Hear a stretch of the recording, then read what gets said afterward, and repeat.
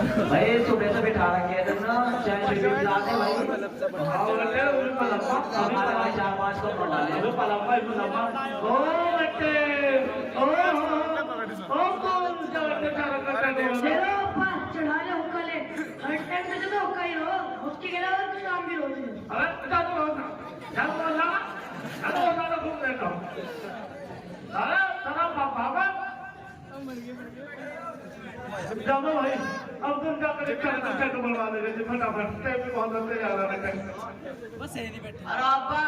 मैं तो मोबाइल चला रहा मोबाइल इसे तुम ज्यादा तुम्हारा कुछ है और बेटा तो उसमें सारा तुमने कितने घर बना रखी है पता नहीं ले आओ अरे पापा मैं तो मोबाइल चला था मैं नहीं जा रहा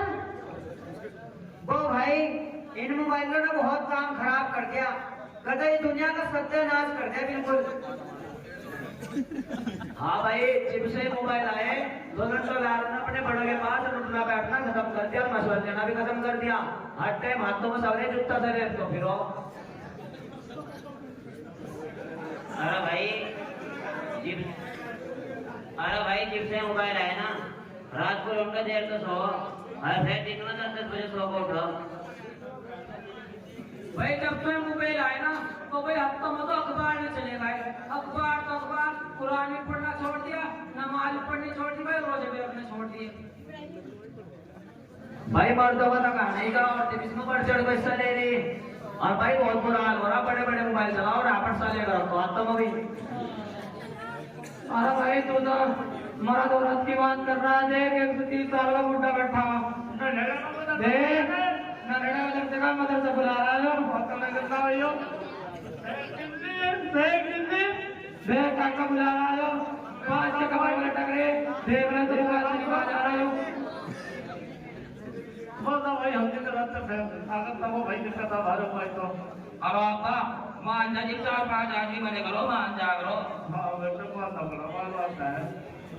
वो भाई नेहरू हमारी कौम में मोबाइल की वजह से बहुत तगड़ा बिगाड़ है रहा इस तरह से मुसलमान बर्बाद हो जाके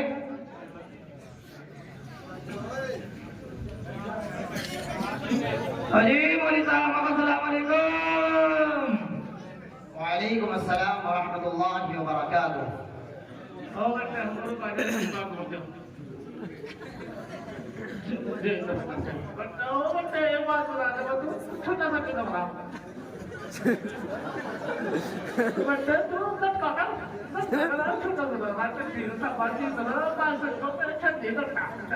जी अब्बा जान बिल्कुल अजी मौलवी साहब मगर सभी लोगों को समझा दो कुछ मोबाइल के बारे में जी बिल्कुल क्यों नहीं नहमदुहु व नुसल्ली अला रसूलिहिल करीम अम्मा बाद फ़अऊज़ु बिल्लाहि मिनश शैतानिर रजीम बिस्मिल्लाहिर रहमानिर रहीम वमा खलक़तुल जिन्ना वल इंसा इल्ला लियअबुदून वमा हाज़िहिल हयातुद दुन्या इल्ला लहवुन व लइब इस्मुहुमा अकबरु मिन नफ़इहिमा सामिईन किराम मैंने अभी आप हजरात के सामने कुरान करीम की 3 आयतें तिलावत की है जिनकी रोशनी में मोबाइल के नुकसानात पेश करूंगा। सामिईन किराम मोबाइल की वजह से आज के इस पुरफितन दौर में उम्मत मुस्लिमा का बुरा हाल हो रहा है। जिसको देखो हर शख्स मोबाइल में लगा हुआ नजर आता है। यहाँ तक के छोटे छोटे बच्चे जिनको अभी तक कुछ समझ बूझ भी नहीं है वो भी मोबाइल में गेम खेलते और कार्टून वगैरह देखते हुए नजर आते हैं और मोबाइल के इस कदर आदी हो गए हैं कि अगर उनके हाथों से मोबाइल छीन लिया जाए तो रोने लग जाते हैं। इससे जहाँ एक तरफ बच्चों की सेहत पर बता रहा है हत्ता के देर तक मोबाइल देखने की वजह से आंखों की बिनाई तक चली जाती है, वहीं दूसरी तरफ अखलाकी बिगाड़ के साथ साथ बच्चों के मोबाइल का गलत बटन या क्लिक कर देने की वजह से अकाउंट के पैसे और हमारी अहम पर्सनल मालूमात दूसरों के पास चली जाती है, जिसकी वजह से हमको बड़े नुकसान और शर्मिंदगी का सामना करना पड़ता है। कभी कभी छोटी सी गलती की वजह से जेलों की सलाखों के पीछे जिंदगी काटनी पड़ जाती है। हमारे वो नौजवान जो कौम का मुस्तकबिल और सरमाया है वो भी मोबाइल के इस कदर शौकीन हो गए हैं कि रातों दिन व्हाट्सएप, फेसबुक, इंस्टाग्राम पर लगे रहते हैं, जहां एक तरफ अपनी जवानी, सेहत और कीमती वक्त को जाय कर रहे हैं, वहीं दूसरी तरफ रात भर बेहयाना फहश वीडियोस देखने, सुबह को देर से उठने और फजर की नमाज तर्क करने के आदी होते जा रहे हैं। आजकल के नौजवान पढ़ाई लिखाई और कामों पर ध्यान नहीं देते हैं, बल्कि हर वक्त कानों में एयरफोन ब्लूटूथ लगाकर पागलों जैसे अपने आप बड़बड़ाते, मोबाइल देखते और चीटिंग करते हुए नजर आते हैं, जिसकी वजह से कभी कभी मियां बीवी में लड़ाई झगड़े भी हो जाते हैं और बात तलाक तक पहुंच जाती है। इसी मोबाइल की वजह से हमारे घरों की बापर्दा औरतें भी धोखे में आ गई है, वो भी जहां एक तरफ बेहयाई, फहाशी और गैर मुस्लिमों का शिकार हो रही है, वहीं दूसरी तरफ बनसवर कर इंस्टाग्राम फेसबुक पर वीडियो बनाकर दूसरों को शेयर कर रही है, जबकि घर और बच्चों की तरबियत का सारा दारोमदार औरत पर है। सामिईन किराम, और तो और हमारे घरों के बड़े बूढ़े जिनके पैर कब्र में लटक रहे हैं, वो भी किसी से कम नहीं है। वो भी मोबाइल में अपनी भूरी बसरी यादें सुनने या देखने के बहाने गाने सुनते और पुरानी फिल्म वगैरह देखते रहते हैं। हालांकि इस बुढ़ापे में तो उनको अल्लाह ताला की खूब इबादत करनी चाहिए कि न जाने कब मौत का फरिश्ता आ जाए। अलगर्ज इसी मोबाइल की वजह से जहाँ एक तरफ वक्तों का कीमती सरमाया बर्बाद हो रहा है, वहीं दूसरी तरफ बेहयाई, फहाशी, बदनजरी, किस्म बयानी, बदअखलाकी और न जाने कैसे कैसे बड़े बड़े जराइम और फितने बर्पा हो रहे हैं। जबकि कुरान हदीस में इन सब पर सख्त वार्निंग आई है कि फहाशी और बदनजरी वगैरह जहन्नम में जाने के असबाब हैं। इसलिए मैं आप सभी हजरात से दरखास्त करता हूँ कि मोबाइल एक जरूरत है, इसलिए उसको जरूरत पर ही इस्तेमाल किया जाए। हमारे वो मोबाइल के जिस कदर फायदे हैं, कुरान की आयत इत्लुहुमा अकबर मिन नफ़इहिमा की रोशनी में उससे कहीं ज्यादा नुकसान भी है। इसलिए हम सबको कुरान की आयत इन्नमल हयातुद दुनिया इल्ला लहु व लइब के तहत अपने मकसद तख्लीक में और अल्लाह ताला की इबादत को फरामोश न करना चाहिए। अब हमारे घरों के जिम्मेदार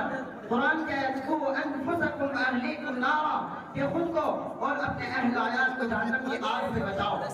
के तहत अपनी जिम्मेदारी अदा करते हुए अपने घर के माहौल पर नजर रखें। हमारे वो नौजवान जो कौम का मुस्तकबिल और सरमाया होते हैं, वो अपने मुस्तकबिल को दाव पर न लगाए, बल्कि अपने कौम की तरक्की के लिए नया सोचें,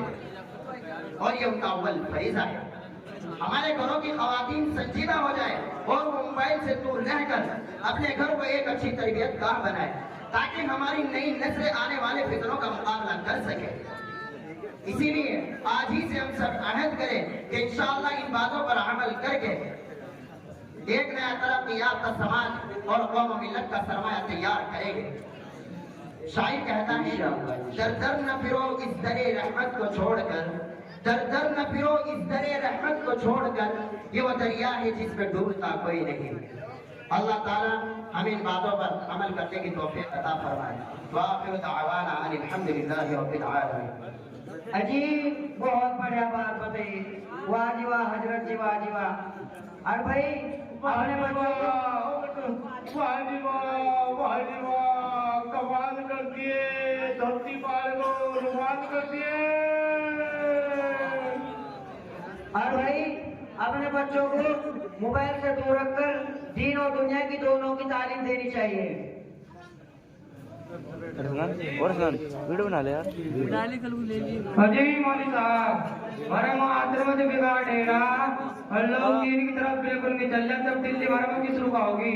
सारे पास आएगा कोई हजरत हुजरत। जी बिल्कुल, क्यों नहीं। हमारे इसी मदरसे में एक पढ़ने वाले तालिब इल्म मोहम्मद अबू शहमा वो आपको दीन और दुनिया की बातों को समझाएंगे इंशाअल्लाह। हम करीब आने वाले हैं। अस्सलाम वालेकुम।